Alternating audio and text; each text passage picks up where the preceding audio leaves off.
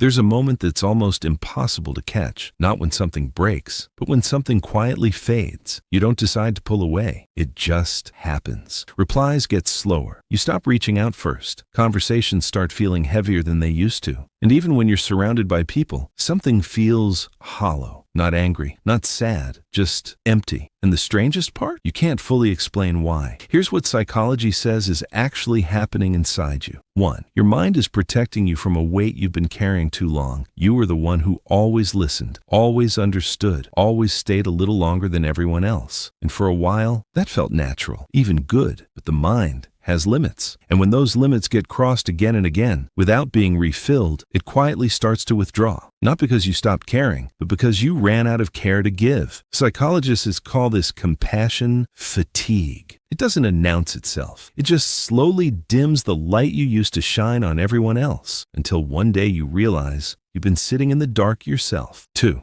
Your brain remembers what you tried to forget. Maybe you forgave them. Maybe you moved on, at least on the surface. But the brain keeps its own record. It logs who showed up, who disappeared, who said the right things and did the wrong ones. And even when your heart tries to reset, your nervous system doesn't. So you don't attach the same way anymore. Not because you're cold, because you're careful. And there's a difference. 3. You're not disconnecting from people. You're outgrowing certain versions of connection. Growth does something no one warns you about. It changes what you need from relationships without changing the relationships themselves. Conversations that once felt exciting start feeling shallow. People you used to click with now feel distant, not because they became worse, because you became different. And that kind of loneliness, the loneliness of growing faster than the people around you, is one of the quietest aches there is. 4. You stopped explaining yourself, and that was the right call. There's a specific exhaustion that comes from trying to make people understand you who simply aren't meant to. You over-explain your feelings.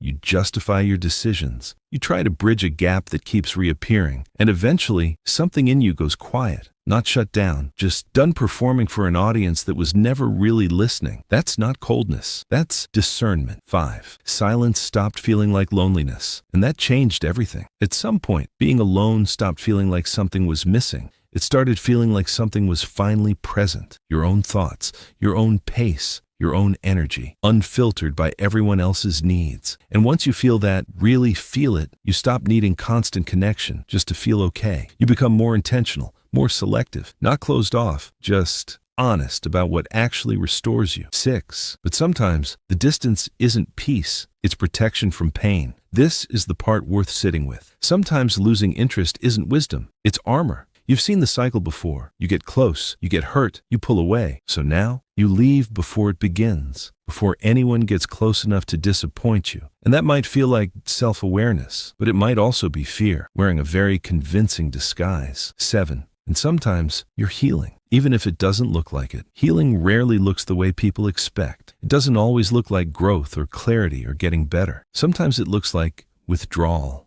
like needing more space than usual. Like not having the energy to maintain connections you used to maintain without thinking. That's not regression, that's repair. And repair requires quiet. Here's the truth underneath all of it. None of something is wrong with you. It means you're changing. And change is almost always uncomfortable before it's clarifying. But there's one question worth asking yourself honestly. Are you stepping back to recharge or stepping back to hide? Because one of those is growth, and the other is a very comfortable kind of stuck. The goal was never to lose interest in people forever. The goal is to stop spending yourself on connections that cost you everything and give back nothing. To find the people who don't make you feel like you're performing just to be accepted.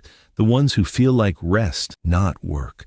Like calm, not confusion. Like peace, not pressure. And sometimes, understanding why you pull away is the first step toward knowing who you actually want to move toward. You were never broken. You were just becoming someone who finally knows what they deserve.